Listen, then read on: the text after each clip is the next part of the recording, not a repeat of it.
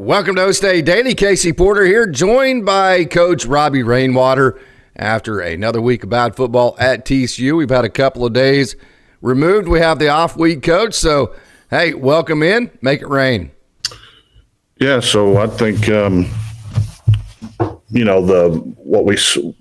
where we sit right now and kind of the feeling I have, and I think most OSU fans have, is kind of just a validation of what's happened the previous 6 weeks, and throughout this Big 12 conference, 7 games now, but just kind of validated what everybody's been thinking. And I think it kind of got exasperated, and the frustration level got exasperated with some comments that were made and that sort of thing. But kind of the one thing that took place this week, and I like listening to John Holcomb and Dave Hunziker on the radio. Absolutely. Matter of fact, even when I'm watching the game on TV, if it's an away game like this last weekend against TCU, I mute the TV and I listen to those guys on the radio and try and sync it up. Yeah. And listening to the pregame And show, Robert Allen, he does a good job too. who's Robert Allen, and even with the post game with Amade and those guys, so I enjoy listening to those guys. And I think that part of that is just because they're OSU homers, right? I want to listen to the OSU broadcast. I don't want to listen to the national broadcast and kind of get a feeling for, what their thoughts are. And you can kind of sense the tone and their language of, the frustration level and things like that at times too. It's human nature. You can't get away from it.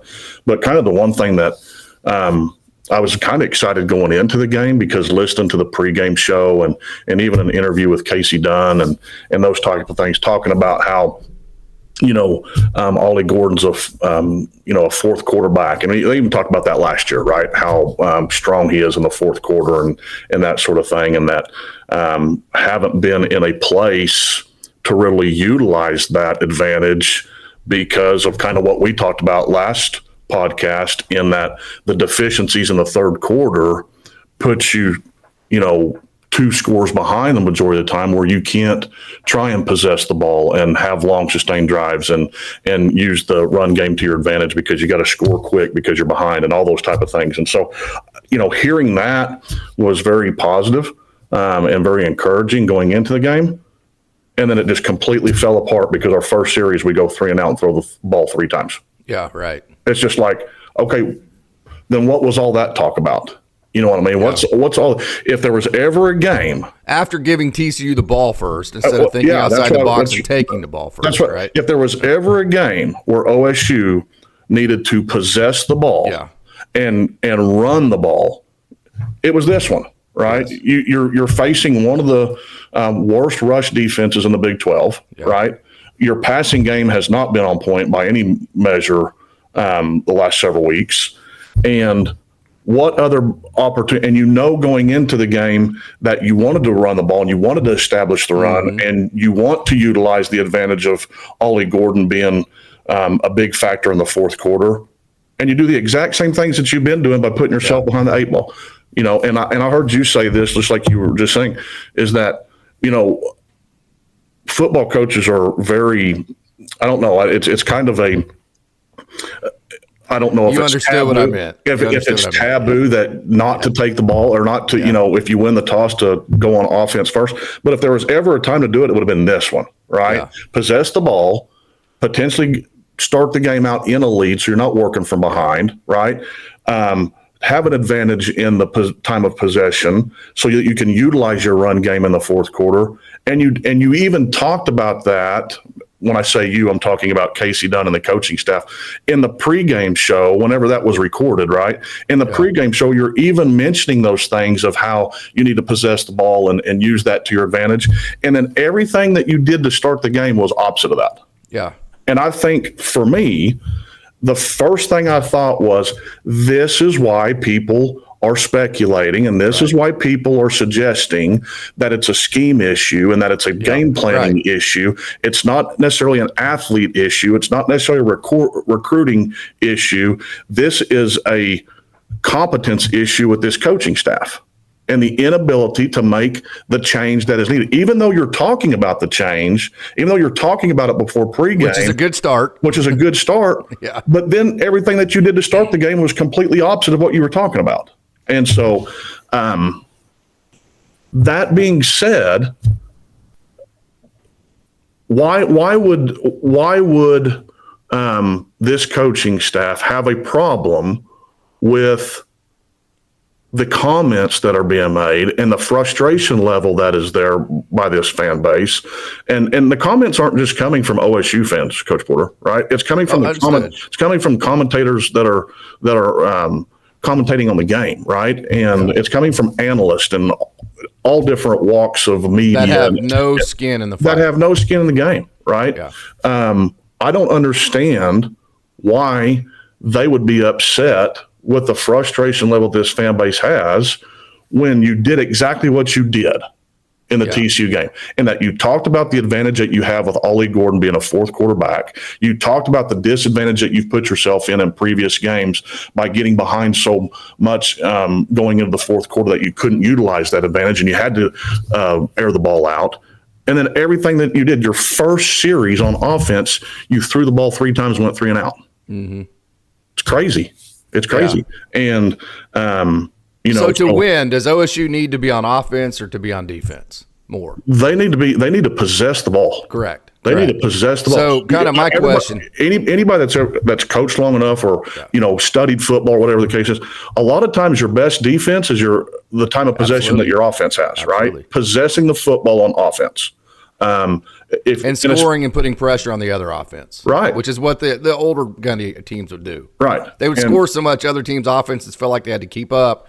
And then they would do the stupid stuff that OSU's doing right now by trying to catch up. Right. And I can only imagine that our opponents are saying, we score first, we win. Yeah. Right? We score so first. So why give them the ball first? Why give them the ball first? Why, even if you don't give them the ball first, right? Okay, just like happened in TCU.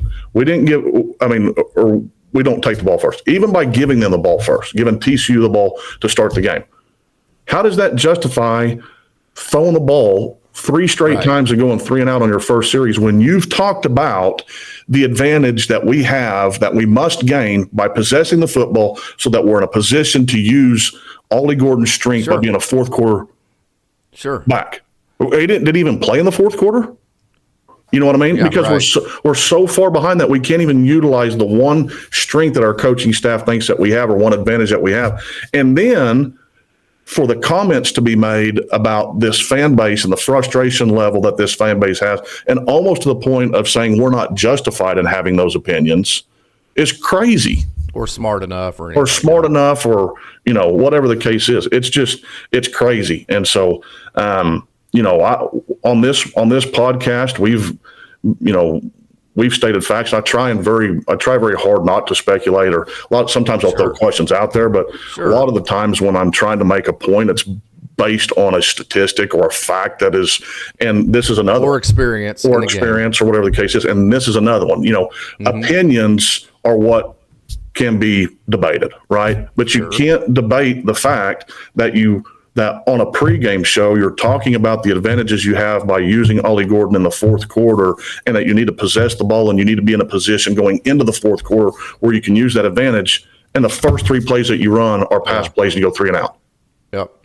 And not even giving yourself a chance. And it's all it's doing, those type of things, all it's doing is continuing to validate the frustration level that OSU fans have. It's continuing to validate to current roster, right, of the problems within the organization. It's continuing to validate, commitments or recruits, whether or not this is a place that they want to go to. Now, whether recruits and those kind of things are listening and diving into it as much as us, I don't know, probably not. But, and then it gets exasperated when you have, because let's be honest, OSU's offense and OSU hasn't met expectation all season long. We're not just conference play, right? Yeah, we won 3 games in non-conference, but I think a lot of people weren't very comfortable going into conference play based on how we played in non-conference play, Yeah. right? Especially the way we ran the ball on offense. Especially the way we ran the ball. And then it gets exasperated by the comments that were made by Coach Gundy. So anyway, that was the thing that stood out to me. The one thing that was glaring to me was going into the game an hour before the game started, listening to the pregame show and the comments that Casey Dunn was making. You're like, okay, good, right. Great, they get it. Let's make a change. Let's move in a different direction. And obviously worked on. You even mentioned the last podcast of possibly putting a Wildcat package in because Ollie Gordon was a quarterback in high school.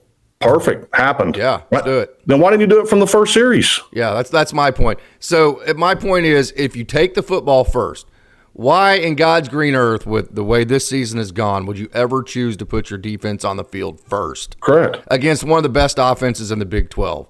That makes zero sense to me. Why would you want your offense to take the field behind in the game for the first time they ever take the field, right? So to me, the game plan is you take the ball, you do exactly what you did to start the second half.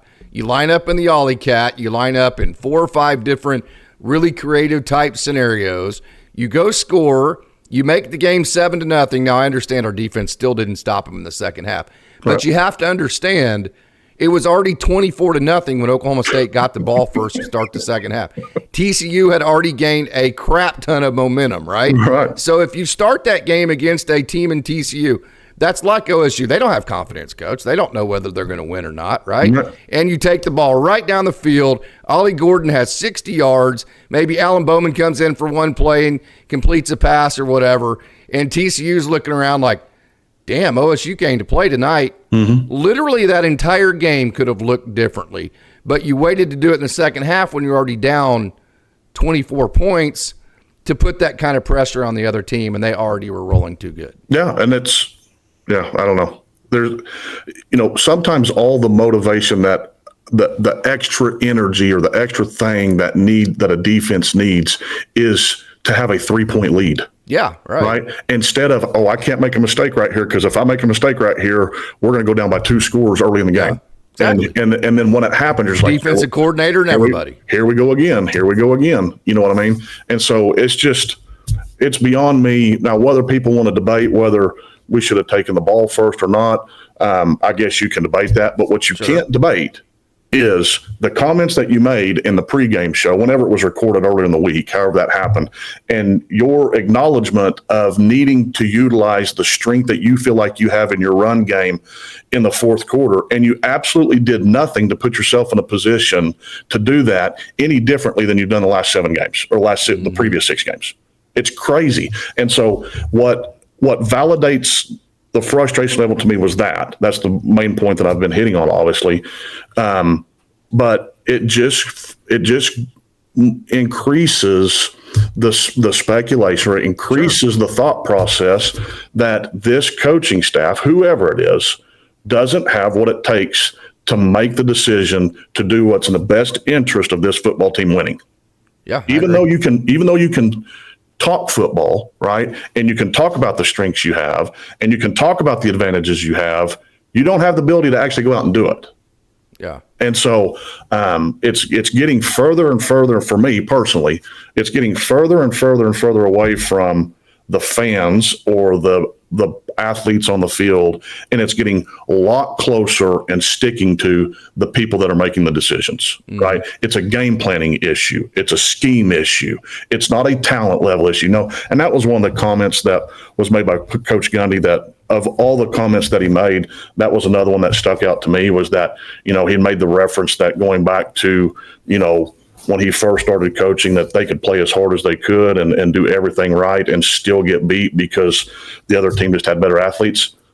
That's not the case right now, in my opinion. Shouldn't be. Arizona State doesn't have that many better athletes than we do. TCU doesn't have that many better athletes than we do, right? So that's not the same thing, right? Right, exactly. We're not going out and giving ourselves the best opportunity to lose. And I think – one of the That's things called an excuse. One of the things I said on the last podcast was talking about before you make changes, right? And I tailored this and related it to public schools, right? And said, but nobody wants to suspend a kid from school. Nobody wants to kick a kid out of school. Nobody wants to remove the opportunity for a kid to learn, right? But at some point in time, that kid's right to disrupt doesn't supersede everybody else's right to not be disrupted, right? And I made the comment that what should take place, and that one little line in every handbook that says, once we've exhausted every effort to help the individual, we must do what's in the best interest of the team, right? Or what's in the best interest of the school. The reason why I repeat that is because I firmly believe, because when Coach Gundy made his comments, the first thing I thought was, he doesn't believe that. He doesn't believe the words that's coming out of his own mouth, right? But here's where I think he's stuck, in that I don't think that he feels like it's got bad enough to make a mid-season change, because I know he's totally against that, which that's perfectly fine. I don't think that he feels like he is in a position to make that change because not every effort has been exhausted. I don't feel like he believes this staff has exhausted every effort to make every change possible to give OSU football the best possible chance to succeed. Therefore, he's backed himself in the corner by not being able to make a midseason change.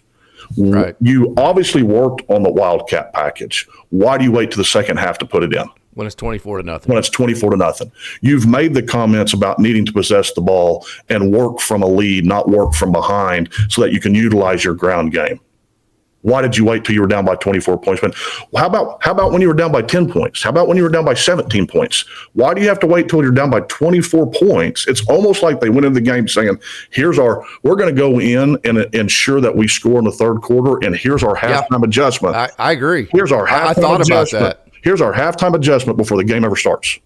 That way people can't bitch about our third quarters and lack of halftime That's exactly right. Yeah, and it's getting so obvious. Yes, right? It is. It's getting so obvious that how much of the game is actually scripted. If you truly believed what you said in the pregame show and what you said to John Holcomb and Dave Hunziker as the strength that you have, why didn't you do it from the get-go? Yeah, right. Why did you not go out and try and win a war of attrition? Why did you not try and muddy this thing down and say, we're going to go out there and we're going to get 3 yards in a cloud of dust and we're going to have a huge advantage? But instead, what it becomes very obvious. And Trent Howland and Ollie Gordon are going to beat the hell out of TCU. Right. But what it became very obvious is, to me, the way it looks like to me, and this is just speculation. Again, I don't have any facts to back this up, but what it looked like to me is they already knew what the halftime adjustment was going to be before the game ever started to try and improve a stat. Yeah. To try and improve on scoring 3 total points in conference play in the third quarter. I agree. I in a weird way, I know it's tinfoil hat-ish, but I agree with you, Coach. I don't disagree with you whatsoever. And it goes back to what we've talked about. If you don't want us to speculate that you're coaching it, stop allowing it to happen. Right. Okay. Exactly. And you've done nothing to that frame. Not that they're listening to anything I have to say, which they shouldn't. I get it. Okay. But nor do they care what we nor do they care. Right. They know 1,000 times more about this than we do. We're not trying. This is just us on here. Give us our opinion. But here's another point I'm going to make. All those fans that you've pissed off by saying everything that you wanted to say about them, right? Yeah. How many of them have 30 years plus coaching experience? Yeah. How many Hall of Fame football coaches are sitting in those stands on Saturday nights or Saturday afternoons? There's more than he thinks. There's a bunch. Yeah. There's a bunch. How many of these people that are griping have just as much, maybe not at the same level, right? But have just as many years experience working with young men and coaching football. Which sometimes is more difficult because you're teaching them the because there's a lot of people in those stands that can stand up on a grease board and drop a 4.25. Of course. There's a lot the differences between that and an odd stack 3.35 and why a layered 3.35 might be better against heavy sets. And there's a lot of people sitting in those stands that can, on the offensive side, that get on a grease board and draw up ISO. That can draw up the gap scheme versus zone, can draw up stretch versus, there's a lot of people that can do that, right? It's not rocket science. Right. But what is rocket science and where people make their money, right, is making in-game adjustments and game planning for what somebody's going to do to you. Correct. And it's not just coaches speak. It's not just saying buzzwords that make you sound intelligent, because if there's anything that football coaches are good at is renaming things that have existed for 100 years. To win arguments. You know what I mean? But at the end of the day, it's almost like you have the foot and mouth disease, right? Yeah. That you continue to stick your foot in your mouth because you're speaking the language and you're saying, here's what we need to do to have an advantage. But what you go out and do is completely opposite of that. And it's just amazing. And he assumes fans aren't intelligent enough about the schematics and X's and O's to know that he's just full of crap in that moment, right? Well, either that or Casey Dunn just assumed, like I am, that I'm going to have an interview and nobody's going to listen to it anyway. So they're not going to recognize that what we actually do on the first series and throughout the first half is completely opposite of what we talked about in the interview. Yeah. Here's another one, Coach. How about pulling Alan Bowman against Utah at a point in your season to where you had just made the Big 12 championship? You still were 3-0 in non-conference play. And really, I think whenever he pulled Alan Bowman, I think most Oklahoma State fans were like, that's a head scratcher. So why do you pull Alan Bowman that fast in Utah at that part of the season, but then you wait until the last possession of the game to put in Malaliaki Smith whenever you know your bowl chances are already up? Yeah. That doesn't match up to me. Well, it's obvious that however you say his name, I'm not going to try and pronounce it. But let's call him Maui. Maui, yeah. How am I going to recognize him? Maui. It was very obvious that they wanted to maintain the red shirt for him, right? So they were going to make sure that he only got his 4 games. But if that's the case, okay, what's the difference in playing him from the first snap of the game versus the last 5 minutes? Right. That's my point. I mean, what are you gaining by putting him in the last 5 minutes versus giving us a chance to have a different look from the very first snap of the game? And the answer to that is they obviously didn't want to change anything. Their change for this week, okay, was going to be this big second half adjustment. Yeah, right. Right. So that we can try and improve on a stat that was mentioned on this podcast last week of only scoring 3 total points in conference play in the third quarter. And nailed it. It's just very, very frustrating. And if any of them were ever to stumble across this podcast and actually listen to it, they won't. Don't worry. Which they won't. Okay. And they're going to got better things to do. They will discredit us. Even if they did, they would just somehow try and discredit us. We don't know what we're talking about. Then explain to me why you mentioned all the advantages you had and how that advantage benefited you by throwing the ball 3 times and going 3 and out in your first series on offense. Yeah. I'm not very smart, right? I'm not in the coaching circle anymore or doing it every day, but I did it long enough to know that if you feel like that's your advantage, then it ought to trigger in your mind, okay, this is the game right here, right? Where we're going to use that to our advantage against a Big 12 team that struggles against the run, and we're going to go out and win a war of attrition today, and we're going to show all these fans that we just bashed that we know what we're doing. Yeah. But all you did was just exasperate the frustration level by doing the complete opposite. I agree. And anyway, that's so. What do you tell fans who are so upset with Mike Gundy that they feel like, says, I hear this, hey, the bitching and moaning from the fans isn't helping. Okay. So my response to that is, well, then as a fan, how do I create change? Yeah. How then you tell me then if by complaining and trying to bring up all the issues that we think are causing the bad football, if we're not allowed to do that because you're telling me that bitching and moaning isn't helping, then please do explain to me as a fan, what other recourse do I do to try to improve this university and the football program that I am such a diehard fan of? What else can I do other than voice my complaints as many times until they're heard, until we actually, not until they're heard, but until, like you said, until we actually see changes on the field, correct? Right. So voice your complaints until you actually see changes. So if I'm not allowed to do that because you're telling me bitching and moaning isn't helping, then my only other recourse is to say, well, then you know what? If you don't want me to bitch and moan, then I'll keep my ass at home and maybe that'll get the point to you. So what do you say to those people? So the bitching and moaning to me, and I want to address this because the whole instance, an example that Coach Gundy gave about being a failure, just as big a failure when you go to bed as you were before you made the comment, or blaming other people for your problems. Well, here's the problem. Here's the biggest problem with that comment, if you ask me, because I said to start this show that the first thing I thought was he don't even believe the words that are coming out of his mouth. But he hasn't exhausted every effort, therefore he can't do anything about it, and he's stuck in a corner. But here's what I would say to that as a reply to that comment. There's not one person that's complaining about their problems and blaming it on you. We're complaining about your problems and blaming it on you. Yes, correct. Right? The whole example you gave was that. Say that again. That because the people need to hear this. The whole statement about, and I don't have the quote in front of me or the rant in front of me, but paraphrase it, what he was getting at was people are basically can't even afford to pay their own bills, but they're blaming other people for their problems. Blaming other people for their problems. For their problems. Robbie Rainwater, ranting and raving on OkState Daily, can't pay his own bills and is blaming other people for those problems. Blaming Coach Gundy. Does that exist in society? Absolutely, 100%. Yeah. But what the point that Coach Gundy's missing is we're blaming you for your problems, not ours. We're blaming Coach Gundy for the Oklahoma State football That's correct. program. Well, I don't have a problem.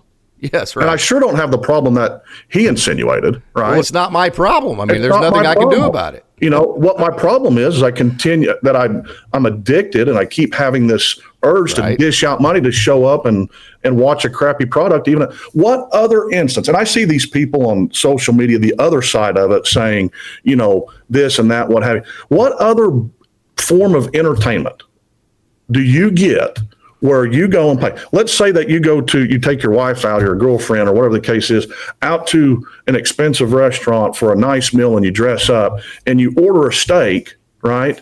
And you're paying $50, $60 for this steak that you ordered, and they bring it out and it's not any good. It's cold. Do you just say, you know what? Do better next time. I'll go ahead and pay this $50. Maybe the first time. You know, go ahead. I don't send it back. I'm just going to pay. I'm just going to pay for this meal and not eat it. Nobody does that. Do you go to the movie theater and have a terrible experience and then continue to go back 7 times in a row? That's my point. Continue go back and pay the same people to knowing that you're going to get a crappy product or bad popcorn or whatever it may be. Nobody does that. Nobody does that. Yeah. In any other form of entertainment. Why is this different? Because the point I'm trying to make is this is an entertainment business. People pay money to be entertained. People pay money not just for wins and losses. They pay money to be entertained, right? Yes. And they're not being entertained. And the comments that Mike Gundy is making or made, you know, and I even mentioned in a previous podcast that as a former school administrator, a brick and mortar administrator, one of the things that we did that curbed some discipline issues was if you made a mistake in a certain environment, then you were going to apologize in that same environment. That's a true apology, right? We had an instance one time where we had student council elections going on, and all the people that were running for student council spots would stand up and give their speech and vote for me. It was great. It was a good experience for kids. And the only time that this happened was one year where when a particular individual stood up to give his speech on why they should elect him as student council president, some kids booed. They booed him.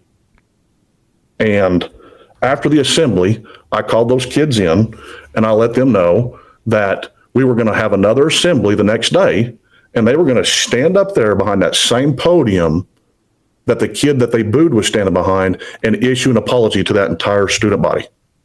Okay? Never happened again. Yet this 57-year-old that's making $7.5 million that knows so much about everybody's personal life and whether they can pay their bills or not and wants to make all those comments and bash fans multiple weeks in a row, wants to do all that in a nationally broadcast interview, right? But wants to take the easy way out and type a little sentence for an apology. No, get your butt back in that same environment and apologize. Get your butt back in that same environment where you made those comments about OSU fans and apologize. Don't take the easy road out, okay? Because if anybody was a failure when they went to bed that night, If anybody was the same failure when they went to bed that night as they were before they made a stupid comment, it was him. And he did nothing to get the fans back on his side by going in the same environment where you had the intestinal fortitude, right, as a man to give your opinion and bash people. You didn't have that same intestinal fortitude to stand up in that same environment and said, I was wrong.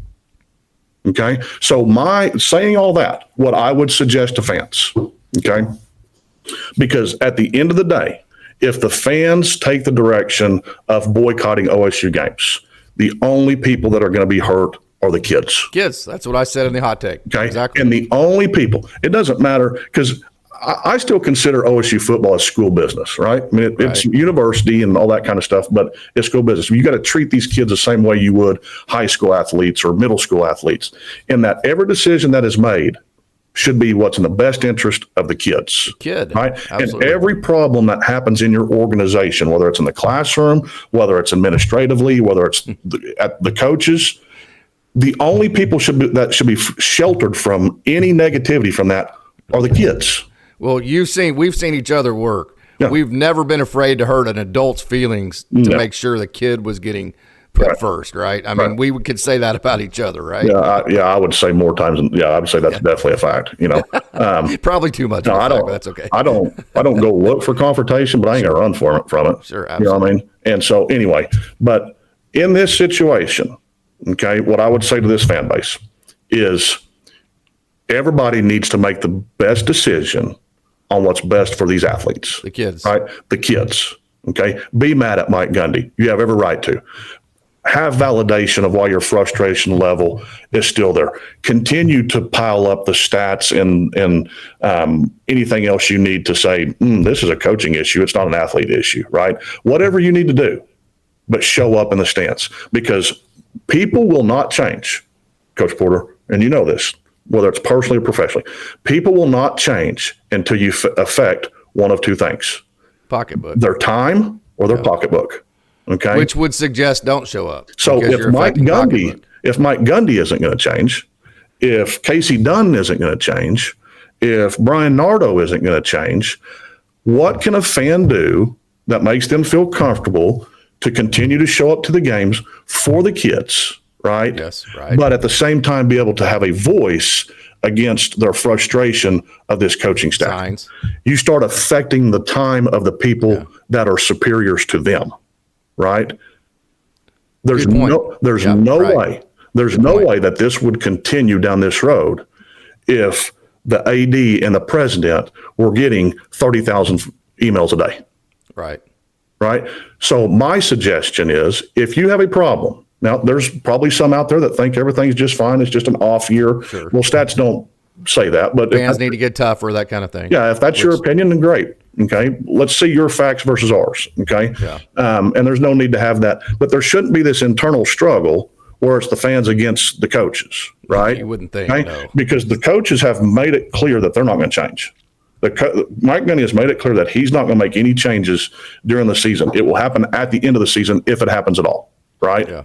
Well, then you won't be able to ask him about it, because we saw that in 2022 when you ask about changes. Right. He blew a gasket there, even though there was no other opportunity to ask him again until spring. Yeah. So if you, as a fan, want a change to happen and you want to have a voice, okay, show up to the game for the kids and flood the email account of the people that can force a change. Absolutely. Okay. Because the 50,000 of people in the stands, they can't force a change. Okay, they can boo, they can holler, they can walk down to the wall and scream and cuss and all that kind of stuff. That's not going to affect anything. But what will affect it is you start affecting the time, okay, of the people that can force a change. And that would be my suggestion. I'm still going to go to the game. I'm taking both my sons to the game. My 5-year-old has now gone with me the last 2 ball games, and he wants to go all the time. Right? He now talks about all week wanting to go see Pistol Pete, and now he wants his brother to go with us, and so we're all three going to go. We're still going to go to see the game. Bullet a little more often. Do what? Would like to see Bullet a little bit more. Well, yeah, but that was even. I know Haley loved Bullet. Haley was. She still does. She said the other day because they scored every possession. Yeah, she said the biggest. She got to see him 11 times a game. I mean, she's got a black horse at home, and the whole reason was because she loved Bullet. You know what I mean? So not only am I paying for football and concessions, that stinking hay burner that I bought 10 years ago that's been ridden 3 times, that's sitting out there was because of Bullet. You know, so my whole life is affected by OSU. Anyway, and now I'm paying tuition anyway. But so to the fans, show up for the kids. Okay, boo when the coaches run out. I don't care. You know, if you feel like you have a voice, but the biggest when they say Mike Gundy over the PA, whatever. The biggest voice you can have, okay, is for you to send an email stating your complaints. If you were offended by his comments, let the people know that can make the change. Okay, if you don't like the direction of the football program, let the people know that can make the change. If you don't like what's happening on the sidelines, let the people know that can make the change. If you're sitting 4 rows from the field with a 4-year-old, with your 5-year-old son, and you're sick of him hearing F-bombs, well, you got 2 options, okay? You can quit sitting so close to the field and move up, because that's going to happen, right? Yes. Or let the people know that can make the change. Okay, because all those little things get exasperated when you're losing. People can tolerate that kind of stuff when you're winning. Absolutely. Don't tolerate that stuff when you're losing, and it gets exasperated by the comments that you make about your fans. So that would be my suggestion: is continue to show up and support the kids, because the longer this season goes on, the more evident and more clear it becomes. It's not an athlete issue; it's a coaching issue, it's a scheme issue, it's a game planning issue, it's an adjustment issue, and until Coach Gundy gets to a point where he feels like he's exhausted every effort to make these coaches better or force some changes by these coaches, nothing's going to change in the meantime or future years of OSU football.